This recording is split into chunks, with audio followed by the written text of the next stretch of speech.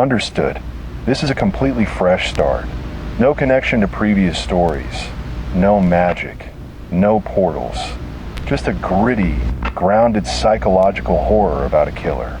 I have removed all written sound effects and added specific punctuation to guide the AI voice for a slow, tense performance. Title: The Ashtray Man Chapter 1. The Inventory of the Dead. I still smell it. Even now, it isn't the smell of blood. Blood just smells like copper, like pennies in a warm hand.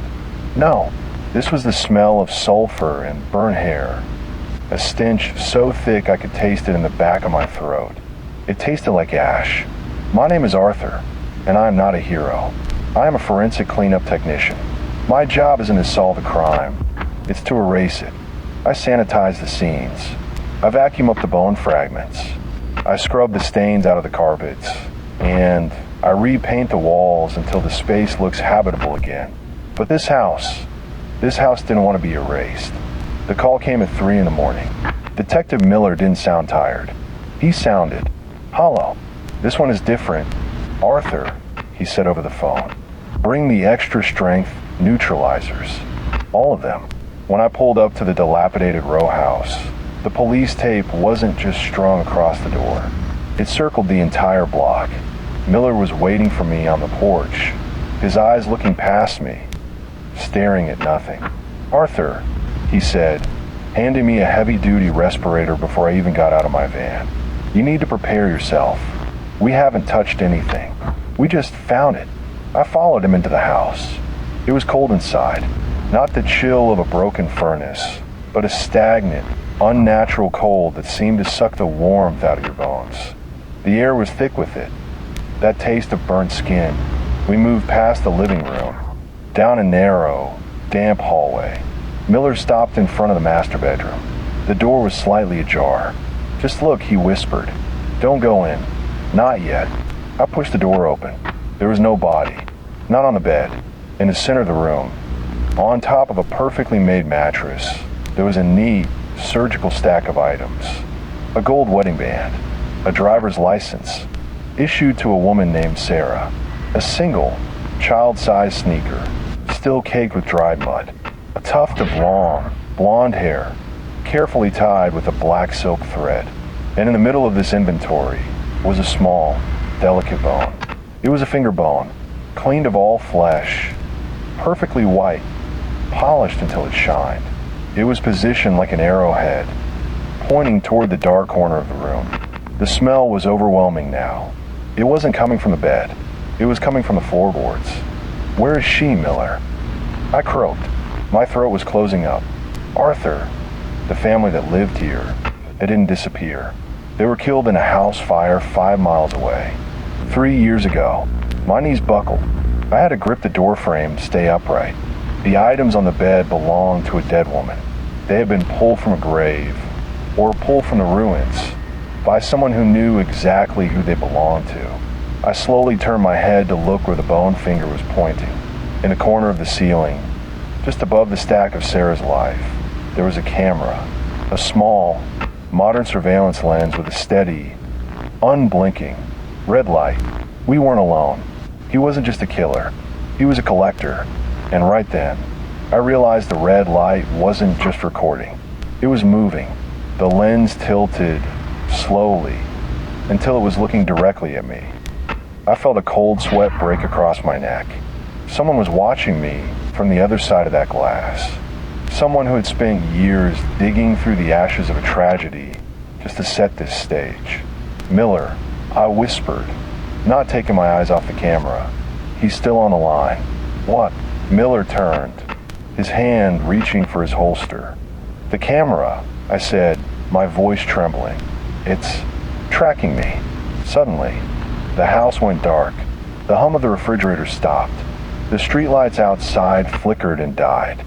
The only thing left in the room was that tiny, glowing red eye.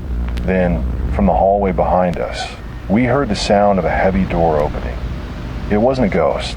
It was the heavy rhythmic thud of a man in boots. Get down, Miller yelled, shoving me toward the floor. But I stayed frozen. I looked at the bed one last time. The gold wedding band wasn't there anymore. Someone had reached out in the dark and taken it. The darkness was absolute, the kind that feels like a heavy weight pressing against your chest. I couldn't see Miller. I couldn't even see my own hands in front of my face. The only thing left in the universe was that tiny, red, unblinking eye of the camera lens. I held my breath. My heart was a drum, hammering against my ribs, so loud that I was sure the collector could hear it pulsing in the silence. A floorboard in the hallway groaned under a deliberate weight. It wasn't the sound of someone running. It was the sound of someone who owned the house. Someone who knew exactly where the wood creaked and where every shadow hid. "Miller," I whispered, my voice barely a thread of air. No answer. I reached out, my fingers brushing the cold, damp wallpaper. I felt a sudden sharp sting in my palm. I pulled back. I was bleeding. I reached out again, slower this time. The wall wasn't just damp. It was covered in THUMBTACKS. Hundreds of them, pinned into the plaster in a perfect geometric grid. I followed the grid with my fingertips, trembling. My breath hitched. The tacks weren't holding up pictures. They were holding up Polaroids. I didn't need a light to know what was on them. I could feel the glossy paper, the sticky residue of old tape, the cold reality of a life caught in a frame. The camera lens shifted. It was a tiny mechanical movement. The red light tilted down, illuminating a small circle on the floor right in front of my boots. In that red glow, I saw it, a single silver collector's coin. It was an old silver dollar, sitting perfectly upright in a crack in the floorboards. "Arthur." The voice didn't come from Miller. It came from the camera, a small, distorted speaker hidden inside the casing. "The inventory is incomplete," the voice grated. It sounded like someone speaking through a throat full of dry leaves. "You are the cleaner. You erased the memories. But I preserved them." I scrambled backward, my boots slipping on the polished hardwood. My hand hit the bed, the mattress shifting under my weight as I tried to find an exit. The red light followed me. It was like a laser burning into my retinas. "Where is Miller?" I shouted, my voice cracking in the dark. "What did you do to him?" "The detective is a witness," the voice whispered. "Witnesses are perishable, but a cleaner is a tool." Suddenly, the red light began to pulse, a rhythmic, hypnotic flash. With each flash, a new image appeared in the room. The first flash showed a man standing in the doorway. He was tall, wearing a heavy, rubberized apron. His face was covered by a vintage gas mask, the glass eyes reflecting the red light. The second flash showed him 5 feet closer. He was holding a long, thin, surgical probe. The third flash put him right in front of me. I could smell him now. Not the sulfur, but the smell of formaldehyde and old, stale cigarette smoke. I didn't think. I swung my heavy, industrial flashlight with everything I had. It connected with something hard, something that didn't feel like human bone. It felt like hitting a heavy metal pipe. The man didn't grunt. He didn't even flinch. He just reached out, his hand as cold as a meat locker, and gripped my throat. He lifted me. My boots left the floor, kicking at the empty air. "The ash must be sorted," he whispered through the filters of the mask. He slammed me against the wall. The thumbtacks pierced my back, dozens of tiny, stinging needles. The pain was electric, radiating through my spine. I felt the surgical probe touch the skin of my cheek. Cold, sharp, precise. "A sample, for the record," he said. A sudden eruption of light and fire came from the hallway. The muzzle flash of Miller's service weapon illuminated the room for a microsecond. The man in the gas mask didn't fall. He simply dispersed. By the time my eyes adjusted to the darkness again, the room was empty. Miller burst into the room, his flashlight beam cutting through the gloom. He looked frantic, his shirt torn blood dripping from a cut on his forehead. "Arthur, are you hit?" He was right here. I wheezed, sliding down the wall, the thumbtack still embedded in my skin. The camera. He was talking through the camera. Miller turned his light to the ceiling. The camera was gone. There was only a jagged, black hole in the plaster where it had been mounted moments before. "We need to get out," Miller said, grabbing my arm and pulling me up. "The basement. I found the source of the smell. We have to go. Now." We ran. We didn't look back at the bed or the neat, surgical stack of Sarah's life. As we reached the front door, I looked at the floorboards one last time. The silver dollar was gone. In its place was a small glass vial. Inside the vial was a single, charred, human tooth. And on the glass, written in fine, black, permanent marker, was my name, Arthur. We didn't go to the precinct. Miller drove us to a safe house, an unmarked brick building on the edge of the industrial district. I sat on a metal stool, the silence of the room ringing in my ears. I could still feel the phantom stings of the thumbtacks in my back. Every time I closed my eyes, I saw that red, unblinking eye. "He knows me, Miller," I said, staring at my hands. He had a vial with my name on it. Miller was pacing, his hand never leaving his holster. "He's been watching you for a long time, Arthur. This wasn't a random scene. He chose that house. He chose those victims because you were the one who cleaned up the original fire 3 years ago." I froze. The memory hit me like a physical blow. The Jenkins fire. I remember the smell. I remember the way the ash looked like gray snow on the ruins of the nursery. I spent 3 days in that house, sifting through the remains, bagging the charred. Unrecognizable life of family. I didn't find everything. I whispered. I missed the wedding band. I missed the sneaker. "No," Miller said, stopping in front of me. "You didn't miss them. He wanted you to think you did. He was there that night, in the smoke, watching you work. He's not just a collector of things, Arthur. He's a collector of moments." Miller pulled a heavy black folder from his bag. He laid it out on the metal table. "I've been tracking this guy for 6 months. He calls himself the Ashtray Man. He targets survivors of fires, but not to kill them. Not at first."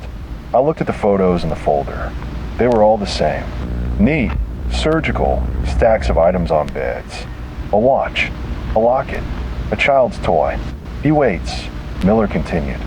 "He waits until the grief has settled, until the victim has started to move on. And then he returns the items.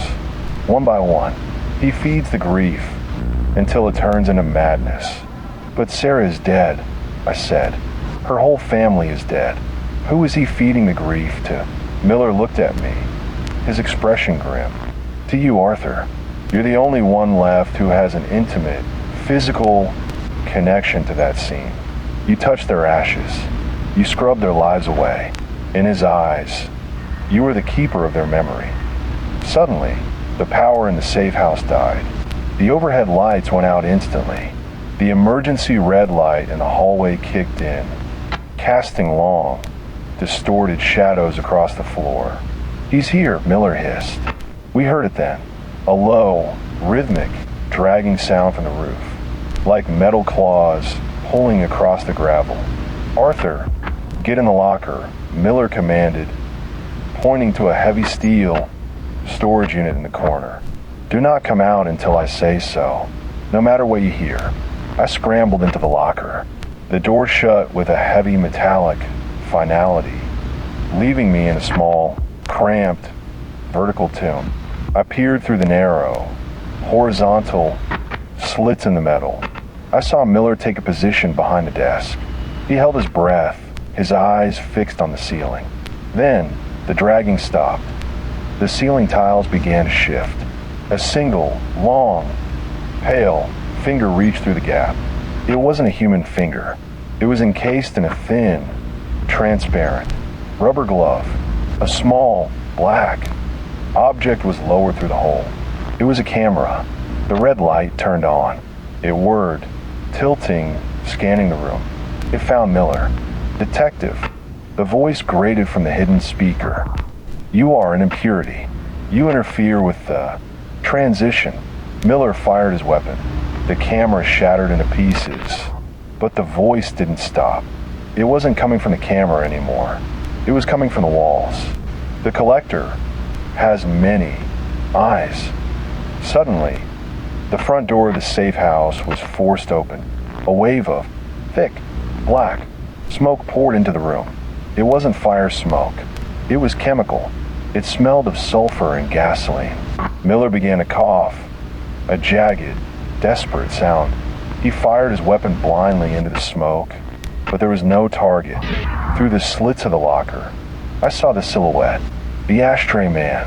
He walked through the smoke as if it were air. He didn't cough. He didn't rush. He moved toward Miller with the grace of a machine. He reached out and grabbed Miller's gun hand. I heard the sound of bones snapping. Miller screamed, a sound that will haunt me until the day I die.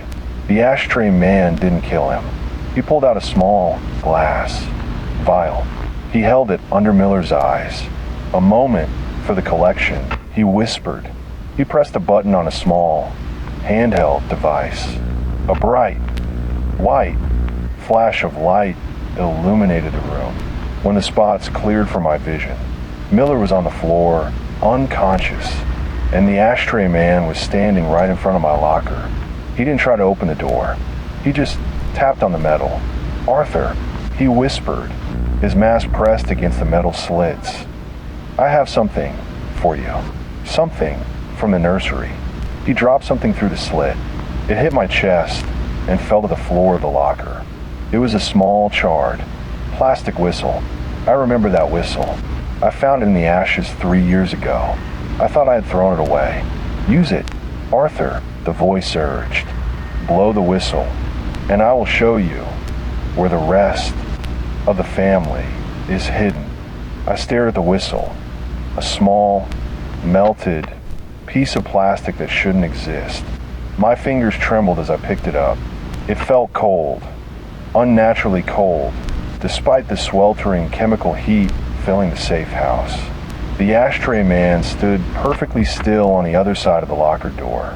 I could hear his breathing, a rhythmic, mechanical, rasping through the gas mask filters. He wasn't in a hurry. He was savoring the moment, the way a child savors the last bite of stolen treat. "Blow it, Arthur," the voice whispered. "Bring the family back to life." I didn't blow it. I gripped the whistle until the jagged edges dug into my palm. I looked through the slits at Miller. He was lying face down, his arm twisted at a sickening angle. He wasn't moving. "What did you do to him?" I croaked. "I gave him a memory," the ashtray man replied. "He is reliving his greatest failure, just as you are about to relive yours." The silhouette moved. He didn't walk away. He simply faded into the black smoke. One moment, he was a solid, towering presence. The next, he was just part of the smog.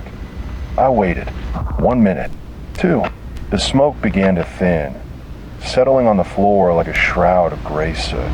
My lungs burned, but the respirator was doing its job. I pushed against the locker door. It didn't budge. I pushed harder, throwing my shoulder against the steel. The door was jammed from the outside. I looked through the slits again. A heavy metal bar had been slid through the handles. I was trapped. "Miller," I shouted. "Miller, wake up." The detective groaned. His fingers twitched, scratching at the floorboards. He slowly rolled over, his face pale, his eyes bloodshot. He looked at the locker, then at his broken arm. He didn't scream. He just let out a long, shuddering breath. "Arthur," he gasped. Don't look at the light. He's gone, Miller. The bar. Get the bar off the door." Miller struggled to his feet, cradling his shattered limb. He stumbled toward the locker, his movements jerky and uncoordinated. He grabbed the iron bar with his one good hand and heaved. It fell to the floor. I burst out of the locker, grabbing Miller before he could collapse again. The room smelled of burnt rubber and something else, something sweet, like rotting fruit. "We have to go," I said, pulling his arm over my shoulder. "He's leading us somewhere." "The whistle." He gave me the whistle from the nursery. Miller looked at the melted plastic in my hand. His eyes widened. "That's not just a whistle, Arthur. Look at the base." I turned the plastic over. There, etched in the soot-stained surface, were GPS coordinates. The original house. I whispered. The ruins of the Jenkins estate. We didn't call for backup. Miller's radio was smashed, and my phone had been fried by whatever electromagnetic pulse the collector had used to kill the power. We took the van. The drive was a blur of rain and flickering streetlights. Miller sat in the passenger seat, his face a mask of cold sweat and silent agony. He refused to go to the hospital. "He wants us there, Artie," Miller said, his voice strained. "If we don't go, he'll start sending the pieces to the neighbors, to the press. He'll turn the whole city into his gallery." We reached the outskirts of the city, where the houses grew further apart and the trees grew thicker. The Jenkins estate was nothing but a blackened skeleton now, surrounded by a rusted chain-link fence. Nature was trying to reclaim it. Vines crawled over the charred beams, and weeds pushed through the cracked foundation. I killed the engine. The silence that followed was heavy, expectant. "Stay in the van," I told Miller. "Not a chance," he replied, opening the door with his good hand. "I'm the witness, remember." We stepped into the ruins. Every step on the charred wood felt like a betrayal. I had spent days here, cleaning, sifting, trying to give this family some dignity in death. And now, I was back in the belly of the beast. The coordinates led us to the center of what used to be the kitchen. The floorboards here had been replaced, new, clean. Pine boards that looked out of place in the middle of the wreckage. In the center of the floor, there was a trapdoor. It wasn't part of the original house. It was new. The wood was polished, the hinges greased. I pulled it open. A flight of concrete stairs led down into the dark. The smell hit us immediately. It wasn't ash anymore. It was lavender and bleach. We descended. The basement had been transformed. It wasn't a cellar. It was a museum. The walls were lined with glass display cases. Inside each one was a piece of a life. A half-burnt book, a cracked mirror, a pair of glasses. Each item was labeled with a date, a time, and a name. "The Jenkins collection," Miller whispered. At the end of the long hallway, there was a heavy steel door. It was painted white, pristine, like the entrance to an operating room. I pushed it open. The room inside was blindingly bright. Fluorescent lights hummed overhead, casting no shadows. In the center of the room were 3 chairs. They weren't empty. 3 figures sat there, dressed in Sunday clothes. A man, a woman, a little girl. They weren't breathing. They weren't real. They were mannequins, but their faces were made of pressed ASH. Someone had taken the remains of the Jenkins family, the gray dust I had swept into bags 3 years ago, and molded them back into human shapes. "Welcome home, Arthur." The voice came from a speaker in the corner. The ashtray man stepped out from behind a curtain. He didn't have the gas mask on anymore. His face was a map of scar tissue, a landscape of burns that had never healed properly. His eyes were wide, rimmed with red, and they never blinked. "The cleaner has returned," he said, his voice no longer a whisper. "You did such a poor job the first time. You left so much behind. The memories, they were crying out for a shape." He walked toward the mannequin of the little girl. He reached out and stroked the ash-covered cheek. A small cloud of gray dust rose from the contact. "You see, Arthur, I don't just collect things. I collect the essence. Fire is the gray transition. It turns a life into a truth. And the truth is ash." Miller raised his weapon with his good hand, his aim shaking. "Drop it," Miller yelled. "Get on the ground." The ashtray man didn't look at the gun. He looked at me. "Arthur, you know the truth. You felt it in your lungs for 3 years. You couldn't wash them off, could you?" No matter how many showers you took, no matter how much soap you used, they were always there, under your fingernails, in your dreams. He was right. I felt a cold shiver run down my spine. I could taste the ash in my mouth right now. I have a place for you, Arthur, the collector said, gesturing to a fourth chair, currently empty. The cleaner becomes the curator. You will stay here, and you'll keep the ash perfect. You will groom them. You will fix the cracks. You will be the one who ensures they never, ever disappear again. Go to hell, I spat. The collector smiled. It was a horrific sight, the scar tissue pulling tight across his teeth. Fire doesn't lead to hell, Arthur. It leads to purity. He pulled a small, silver remote from his apron. The house is rigged. The ruins, the basement, everything. One press, and we all become part of the collection. Miller didn't hesitate. He pulled the trigger. The flash of the muzzle was the only warning. The bullet struck the collector in the shoulder, spinning him around. The remote flew from his hand, skidding across the white floor toward the mannequin of the little girl. Arthur, the remote. Miller screamed. I lunged for it, but the collector was faster than he looked. Despite the hole in his shoulder, he threw himself at me, his weight like a falling tree. We hit the floor.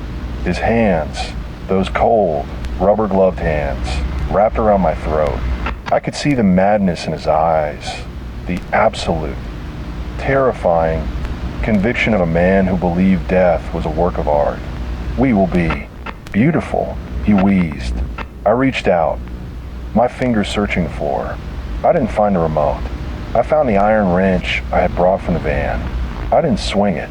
I drove the end of it into the wound in his shoulder. The collector let out a sound that wasn't a scream. It was a hiss, like steam escaping a pipe. His grip loosened just enough for me to roll away. I saw the remote. It was inches away from the mannequin's hand. I grabbed it.